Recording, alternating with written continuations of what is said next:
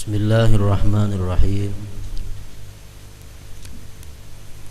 Alhamdulillahil ghaniyyi 'anil 'alamin, al-muhtaji ilaihi jami'ul makhluqin. Ashhadu an la ilaha illallah wahdahu la syarika lahu wa la mu'in. Wa ashhadu anna sayyidana Muhammadan abduhu wa rasuluhul amin. Allahumma salli wa sallim wa barik ala sayyidil anbiya'i wal mursalin, sayyidina wa maulana Muhammadin alamil yaqin, wa ala alihi wa sahbihi wa dhurriyyatihil mutahharin, salatan wa salaman wa barakatan ila yaumiddin, amma ba'd. Yang kita hormati dan kita cintai para habaib, para guru-guru agama, muhibbin, hadirin dan hadirat rahimakumullah. As-samin was-samanun min asma'illah al-husna al-ghaniyyu. Yang ke-88 daripada nama-nama Allah Al-Husna, yaitu adalah Al-Ghani.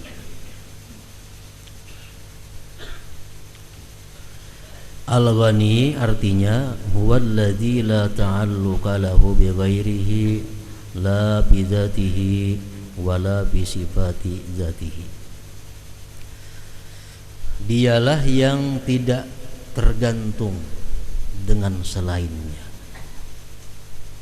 Dialah yang tidak ada ketergantungan dengan yang lainnya, baik pada zatnya ataupun pada sifat-sifat zatnya. Nah, ini Al-Ghani. Kada ada tergantung lawan seseorang juga pun. Dalam istilah biasa kita terjemahkan, Al-Ghani ini artinya adalah yang maha kaya. Karena orang yang kaya itu adalah orang yang tidak ada ketergantungan kepada yang lainnya.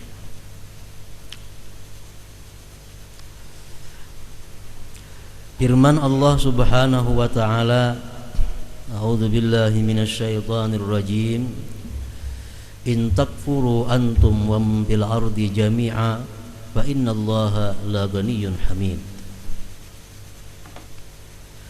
In takfuru antum wa man fil ardi jami'a, jikalau kalian itu kafir dan seluruh orang yang ada di permukaan bumi ini kafir, ingkar kepada Allah, kada mau menyembah Allah, kada mau beribadah kepada Allah, fa innallaha la ghaniyyun hamid. Allah itu maha kaya. Allah maha kaya lagi maha terpuji. Allah kada tergantung dengan ibadahnya orang-orang di muka bumi ini. Allah kada tergantung dengan taatnya orang-orang yang berada di muka bumi ini. Taat kada taat, Allah tetap ghani, Allah tetap maha kaya, hamid lagi terpuji.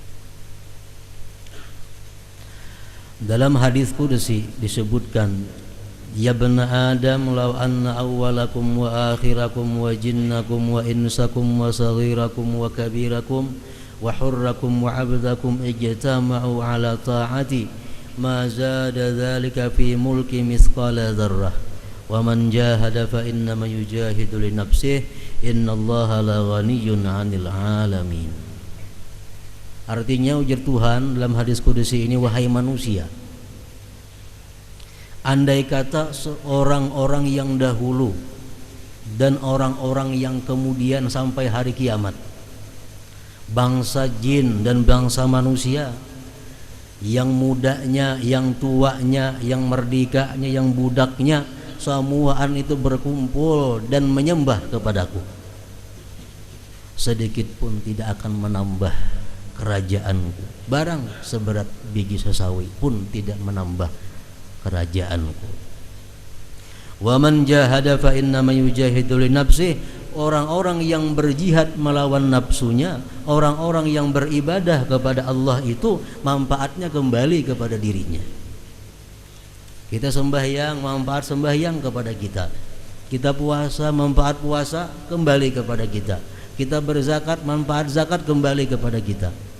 Tidak ada sedikit pun amal ibadah kita yang kembali kepada Allah, yang dimanfaatkan oleh Allah Subhanahu wa taala.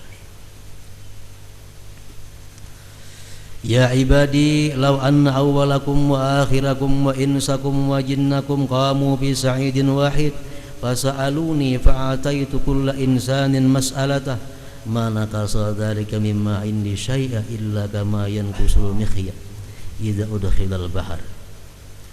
Ujar Tuhan, hai hamba-hambaku, jikalau orang-orang yang dahulu sampai orang-orang yang akan datang, baik jin maupun manusia, berkumpul semua di satu halaman yang sangat luas,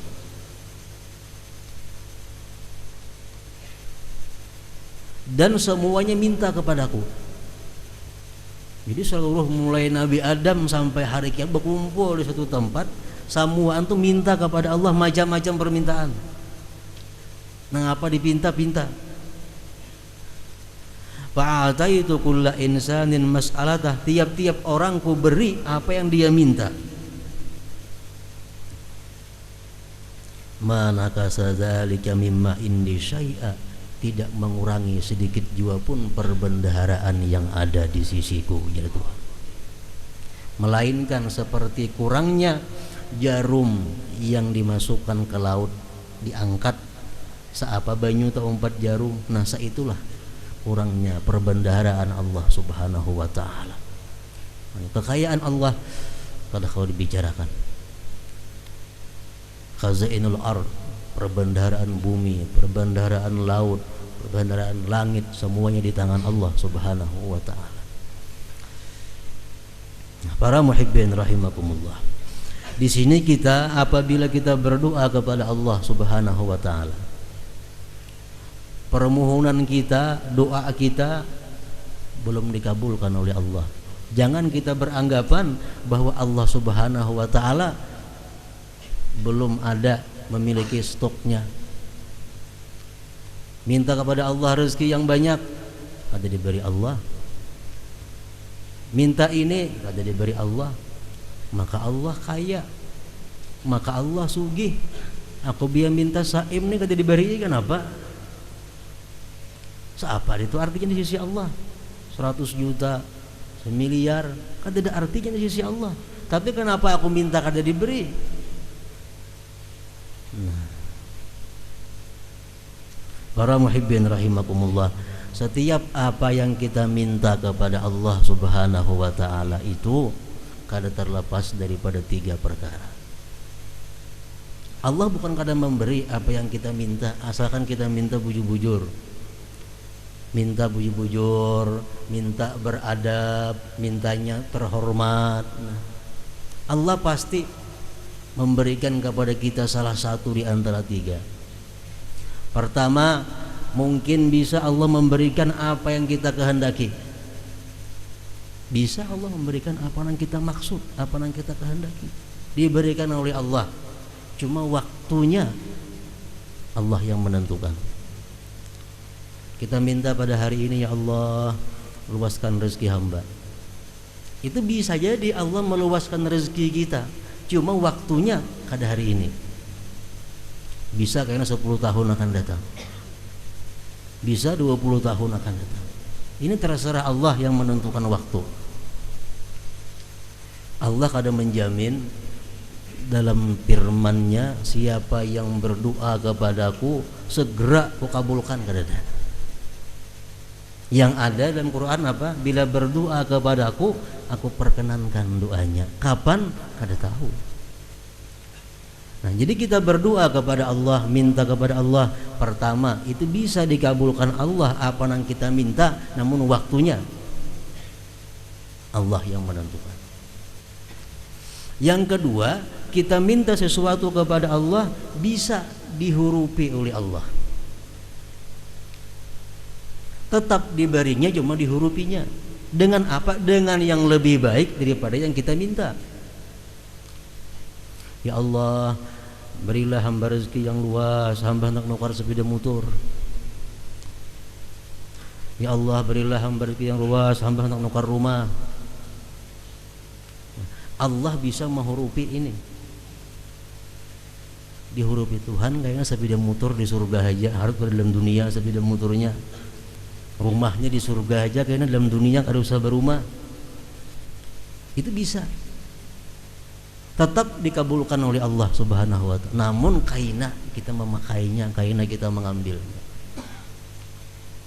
Yang kedua itu.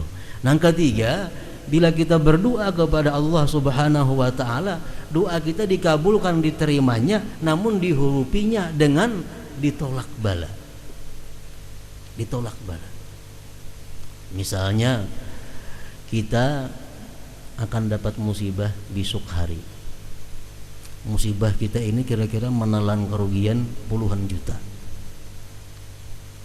Nah, hari ini kita minta kepada Allah dimurahkan rezeki, diluaskan rezeki. Nah, hari ini kita kada diberi Allah, cuma besok kita dihindarkan daripada bala. Nang andai kata kita kena bala, ya puluhan juta juga habisnya. Nah, jadi para muhibbin rahimakumullah, setiap kali kita berdoa kepada Allah, doa kita kada akan sia-sia. Asalkan tadi ingat, kita mintanya itu beradab, mintanya terhormat. Jangan minta hal-hal yang kada beradab, yang kada terhormat kepada Allah Subhanahu wa taala, seperti minta barang nang haram, minta barang sesuatu nang kada tentu baik kadanya lawan kita, jangan sampai. Nah, para muhibbin rahimakumullah, qala Rasulullah sallallahu alaihi wasallam, yadullahi mal'a la yaghiduha nafaqatun sahha al-laila wan nahar, ara'aitum ma anfaqa munzu khalaqas samawati wal ard fa innahu lam yaghid ma fi yadihi. Ujar Nabi kita, perbendaharaan Allah itu penuh. Perbendaharaan Allah penuh. Tidak mengurangi nafkah yang melimpah ruah pada siang dan malam. Pengeluaran dari perbendaharaan Allah kada mengurangi. Apakah engkau tidak melihat apa yang Allah berikan sejak Dia ciptakan langit dan bumi? Maka itu tidak mengurangi apa yang ada pada perbendaharaan Allah Subhanahu wa taala. Ini Allah Al-Ghani, Allah yang Maha Kaya. Qala Allah Ta'ala fi kitabihil karim, ya ayyuhan nas antumul fuqara ila Allah wallahu huwal ghaniyul hamid. Hai manusia, ujar Tuhan, kalian itu fakir. Kalian itu fakir, berhajat kepada Allah. Wallahu huwal ghaniyul hamid. Allah yang Maha Kaya itu. Allah yang Maha Kaya, yang Maha terpuji. Manusia siapapun fakir, berhajat kepada Allah Subhanahu wa taala. Dan firman Allah yang tadi menyatakan bahwa manusia ini adalah fuqara. Manusia ini berhajat kepada Allah. Jadi al-ghaniyyu minal ibad majazun. Kalau ada manusia yang dikatakan kaya, itu adalah majaz. Majaz itu dalam artinya bahasa kitanya apa? Kata-kata pinjaman, bukan sebenarnya. Kalau manusia si A dikatakan kaya, si B dikatakan kaya, itu sebenarnya adalah kekayaan, bukan sebenarnya. Karena yang kaya hanya Allah. Antumul fuqara, kalian semuanya fakir kepada Allah. Al-ghani minal ibad majaz. Hamba Allah yang disebut kaya itu adalah kada sebenarnya, kada hakikatnya. Yang hakikatnya yang kaya adalah Allah Subhanahu wa taala. Wa huwa man lahu kifayatun wa ziyadah. Orang yang lebih daripada cukup daripada hamba Allah ini disebut ghani, kaya. Kita mempunyai sesuatu, harta, benda yang lebih daripada cukup, disebut sudah kaya. Kalau di dalam kitab fikih disebutkan bahwa orang yang kaya itu adalah orang yang mempunyai harta yang mana harta itu bisa menjamin dia sampai ke umur galibnya. Umur Ghalib itu 63 tahun. Jadi umur Ghalib itu 63 tahun. Nah, 63 tahun kalau kita sekarang umur 40. Berarti sisa berapa lagi? 23. Harta yang kita miliki berapa? Kalau harta yang kita miliki itu cukup makan pakai 23 tahun lebih, berarti kita kaya. Kaya. Menurut hukum fikih, menurut orang tasawuf, pengertian kaya itu apabila kita punya harta yang lebih dimakan setahun, lebihan sudah kaya. Ada yang mengatakan kalau kita punya harta yang bisa dipakai dimakan sampai seminggu lebih, sudah kaya. Tergantung pemahaman mereka. Walhasil orang yang kaya daripada hamba Allah itu adalah orang yang punya kelebihan daripada cukup, lebih daripada cukup, itu disebut adalah kaya. Nah, para muhibbin rahimakumullah, wa alaihi adabun tajibu mura'atuha wa illa fahuwa dakhilun bi qaulihi sallallahu alaihi wasallam wa tala'tun nar fara'aitu aktsara ahliha al-aghniya. Hamba-hamba Allah yang kaya, hamba-hamba Allah yang kaya, atasnya itu ada adab yang wajib dipelihara. Ini kita hamba-hamba Allah yang dianggap kaya ini, dia ada mempunyai adab yang wajib dipelihara. Bila tidak dipelihara, dia termasuk dalam hadis Rasulullah SAW yang mengatakan, ujar Nabi, aku melihat neraka, ternyata paling banyak isinya adalah orang-orang kaya. Kenapa orang kaya ini kebanyakan masuk neraka daripada hamba Allah? Mereka tidak menjaga adab. Kayak apa sebenarnya orang kaya itu?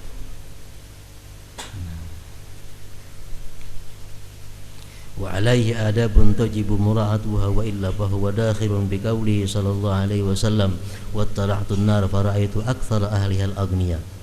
Bila orang kaya ini kada bisa, kada beradab dengan adab yang diatur oleh agama, sudah dia akan menjadi penghuni neraka. Ada berapa macam adab orang kaya ini? Ada 5 perkara yang wajib dipelihara. Orang-orang kaya kalau hendak selamat, jaga 5 perkara. Yang pertama, ayyulazimat tawadhu'a wa la yatakabbar. Orang kaya ini mesti selalu bersikap tawadhu dan tidak sombong dengan hartanya. Tawadhu, tidak sombong dengan hartanya. Artinya apa? Dirinya kadang merasa lebih mulia daripada orang lain. Dirinya kadang merasa lebih besar daripada orang lain. Dirinya kadang merasa lebih terhormat daripada orang lain. Itu mesti ada dalam hati orang yang kaya. Wala yatakabbar, dan tidak sombong. Artinya berhubung aku ini banyak berisi harta, aku mesti lebih daripada yang lain dalam penghormatan. Aku berhubung banyak punya ini, aku mesti dilebihkan dalam bidang ini. Nah, sombong. Hadis Rasulullah SAW mengatakan, tuba liman tawadha'a fi ghairi maskanah wa anfaqa malan jama'ah fi ghairi ma'siyah wa rahima ahlal dhulli wal maskanah wa khalata ahlal fiqhi wal hikmah. Ujar Nabi kita, surga bagi orang-orang kaya yang tawadhu, yang dia menafkahkan harta yang ia himpunkan itu pada bukan jalan maksiat. Menghimpunkan harta bukan jalan maksiat, menggunakan harta bukan pada jalan maksiat. Dan dia sayang kepada orang-orang miskin, dan dia suka bergaul dengan para ahli ilmu atau para ulama. Nah, ini orang kaya yang tuba, ujar Nabi, surga. Tawadhu, orang kaya yang tawadhu. Yang kedua, adab orang kaya adalah ayyudawi masyukra, bahwa dia selalu bersyukur.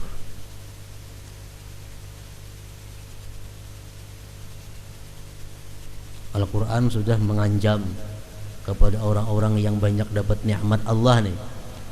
Wala in syakartum la azidannakum.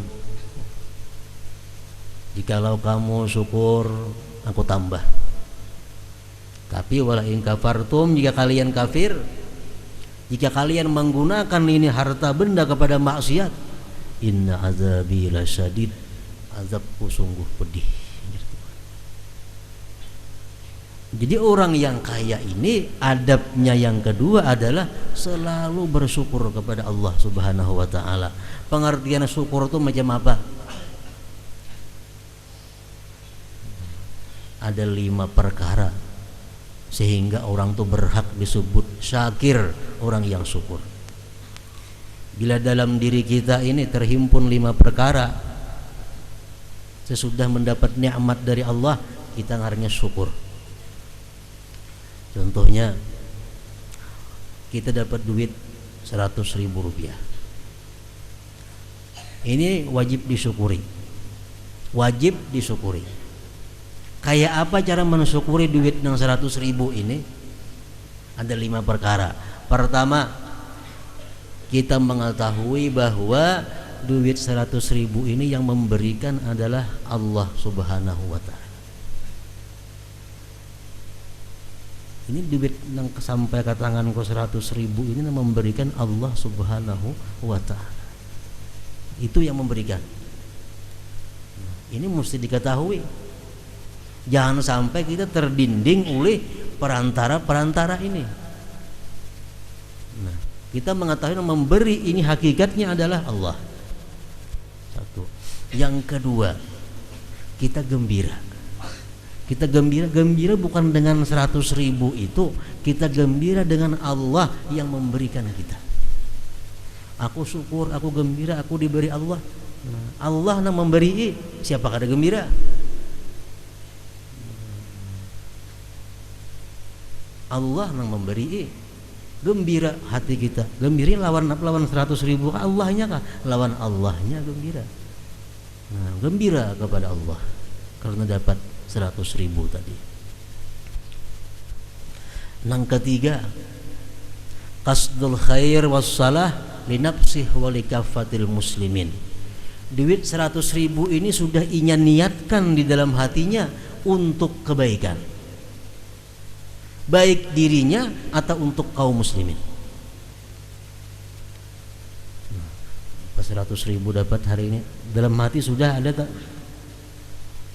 Hendak kita manufarakan anak ini, hendak kita manufarakan si A sebenarnya belajar ini, hendak kita memberi makan orang sekian ikung.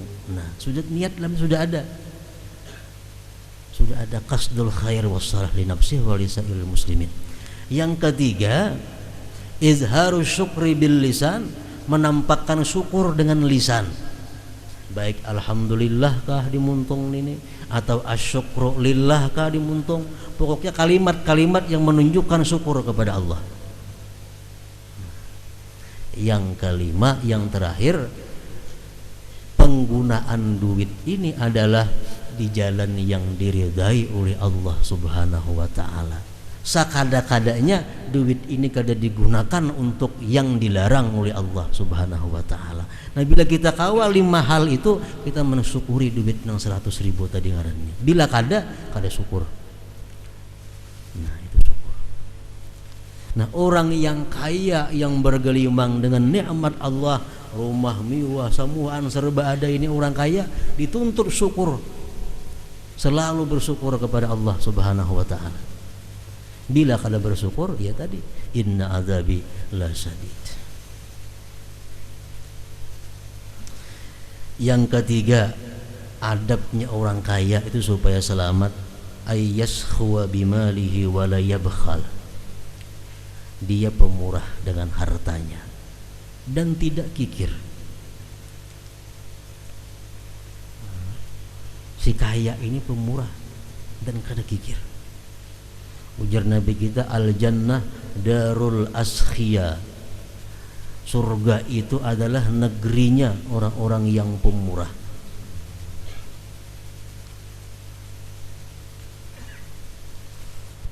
Rasulullah mengatakan, inna sakhiya qaribun minallah, qaribun minan nas, qaribun minal jannah, wa innal bakhila ba'idun minallah, ba'idun minan nas, ba'idun minal jannah, qaribun minan nar.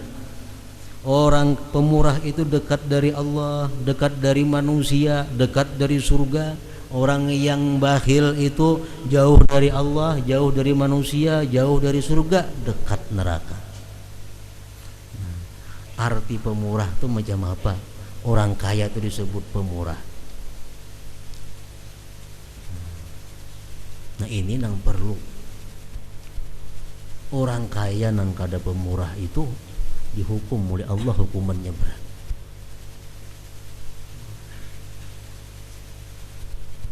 Jangan sampai ada artinya melihat atau mengetahui di sekelilingnya ini ada orang yang kesengsaraan, ada orang yang kada kau makan, ada orang yang kada kau berpakaian, ada orang yang kada kau berubat. Ini tanggung jawab orang-orang yang kaya di daerah itu.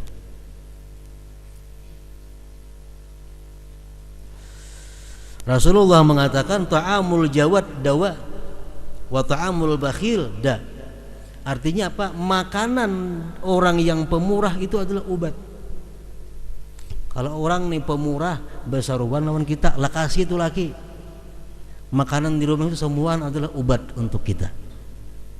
Orang tuh dikenal pemurah, dikenal pemurah. Karena kalau dikulit makan pemurah tuh orang tahu kan aja. Nah, bila memberi makanan lawan kita, itu makanan tuh obat bagi kita. Wa ta'amul bakhil dah. Kalau makanan dari orang yang bakhil jadi penyakit di awak kita. Orang tuh pemalar, seruan, jangan itu laki. Kenapa? Makanannya penyakit.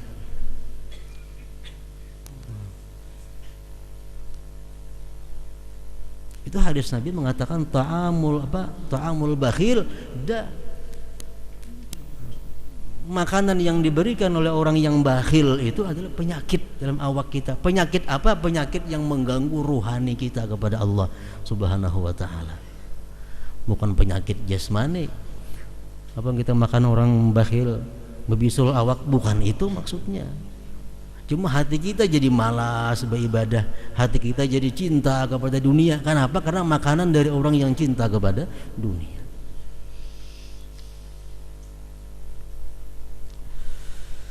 Nah, yang keempat, orang yang kaya itu adalah adabnya ayyuksira ma'rifatal fuqara'is sabirin ar-radin as-salihin wa yu'inuhum.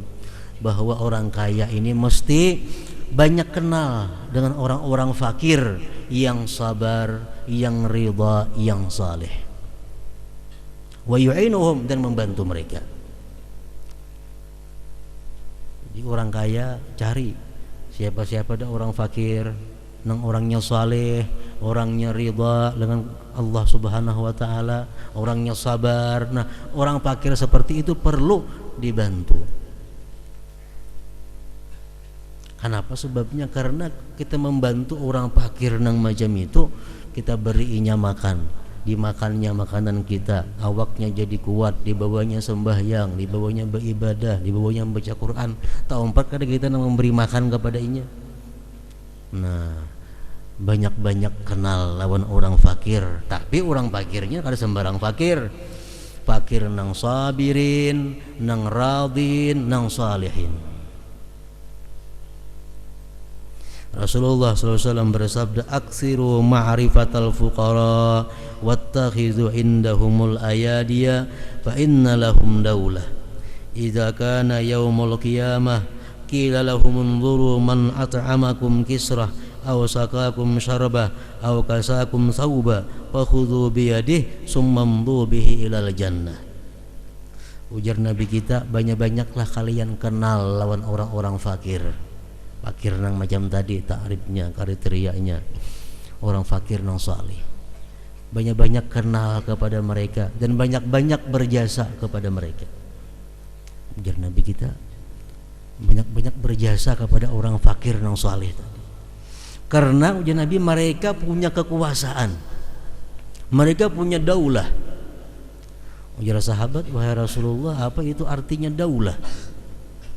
Ujar Nabi, di hari kiamat kaina, di hari kiamat kaina orang-orang fakir yang saleh, orang fakir yang sabar, orang fakir yang ridha, dia begitu hendak masuk ke dalam surga, disuruh oleh Allah, wahai fakir, itu cari orang-orang yang pernah memberi engkau makan, cari orang yang pernah memberi engkau pakaian, cari orang yang pernah memberi engkau minuman, tarik bawa dia ke surga.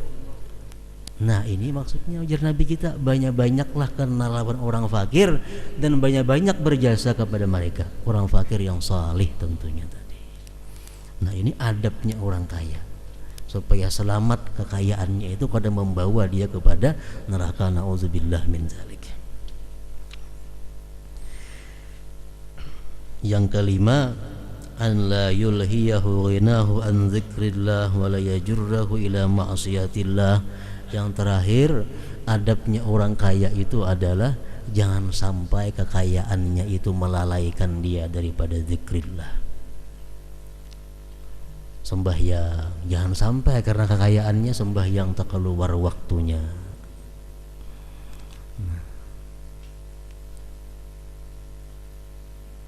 Dan jangan sampai kekayaan itu menarik kepada yang maksiat, menarik kepada yang maksiat. Kalau orang kaya beradab dengan adab yang 5 tadi, maka dia akan terselamatkan daripada hadis Rasulullah yang mengatakan bahwa aku lihat penghuni neraka itu kebanyakannya adalah orang-orang yang kaya. Para muhibbin rahimakumullah, selanjutnya yang ke-89 daripada Asmaul Husna adalah Al-Mughni. Hadratin Nabi Mustafa sallallahu alaihi wasallam. Al-Fatihah.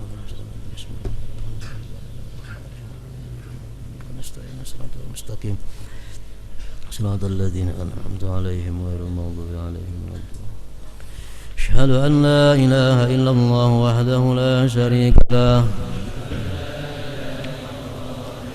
Asyhadu anna sayyidana Muhammadan 'abduhu wa rasuluh. Amantu billah wa malaikatihi wa kutubihi wa rusulihi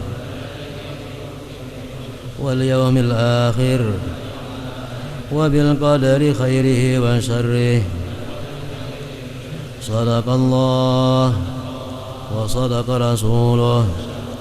Sadaqallah wa sadaqa rasuluh. Amantu bis syari'ah wa sadaqtu bis syari'ah wa in kuntu qultu syai'an خلاف الإجماع رجعت عنه وتبرأت من كل دين يخالف دين الإسلام. اللهم إني أؤمن بما تعلم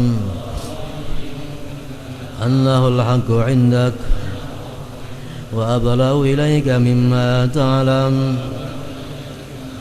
أنه الباطل عندك وخذ مني جملا ولا تطالبني بالتفصيل. أستغفر الله العظيم وأتوب إليه. ندمت من كل شر، ندمت من كل شر، ندمت من كل شر. أشهد أن لا إله إلا الله وحده لا شريك له. أشهد أن سيدنا محمدا عبده ورسوله وأن عيسى عبد الله ورسوله وابن أمته وكلمته ألقاها إلى مريم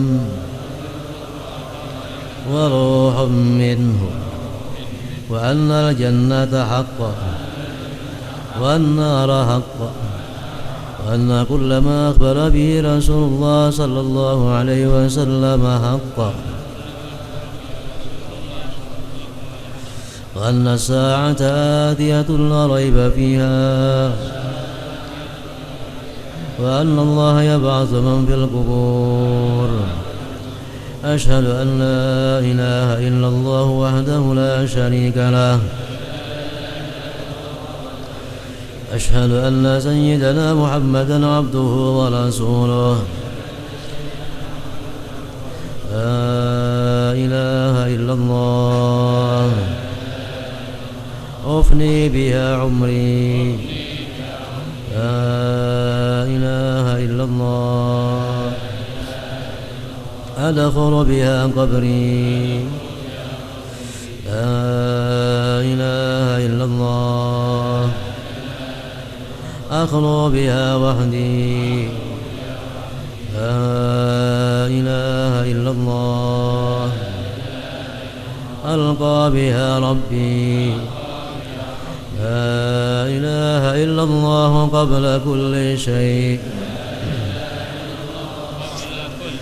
لا إله إلا الله بعد كل شيء. لا إله إلا الله يبقى ربنا ويفنى كل شيء. لا إله إلا الله أستغفر الله. لا إله إلا الله أستغفر الله. لا إله إلا الله أستغفر الله. لا إله إلا الله وأتوب إلى الله. لا إله إلا الله محمد رسول الله صلى الله عليه وسلم.